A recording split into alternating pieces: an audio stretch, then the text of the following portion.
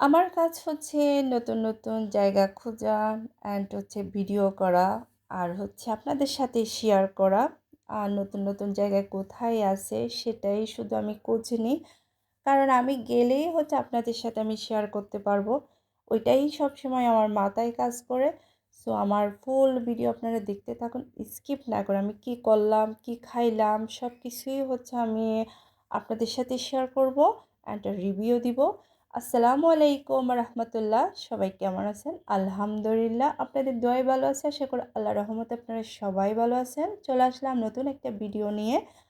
তো আজকের এটার ফার্স্ট অফ অল আমি লোকেশনটা বলে দিই। এটা হচ্ছে তেলাপট্টি মোড় আর হচ্ছে এটার রেস্টুরেন্টের নাম হচ্ছে ইয়ামি ডিলাইট। তেলাপট্টির মধ্যে হচ্ছে আমি সবসময় তো আসা যাওয়া করি, বাট এটা আমার কোনো সময় চোখে পড়ে নাই, আর চোখে পড়ছে সেজন্য হচ্ছে আর দেরি করি নাই, আমি চলে গেছি।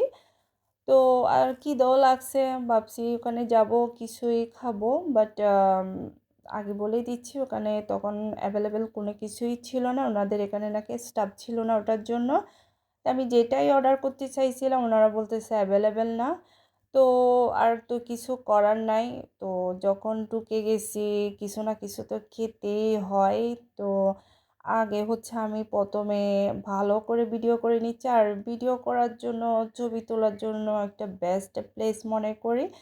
তবে খাবারের মান কেমন সেটা তো আমি রিভিউ দিব আপনাদেরকে। তো আমার অনেক এমনিতে ভালো লাগছে যে ভিডিও করার জন্য, ছবি তোলার জন্য ভালোই লাগছে। ডেকোরেশনটা সুন্দর লাগছিল আমার। তো আমি আগে মেনু দেখতেছি ভালো করে আসলে কি কি পাওয়া যায়। তো ওনারা তো বলতেছে সব কিছু অ্যাভেলেবেল না। তারপর হচ্ছে আমার এখানে যখন ঢুকেই পড়লাম তখন তো আর কিছুই করার নাই। কিছু না কিছু তো খেতেই হবে।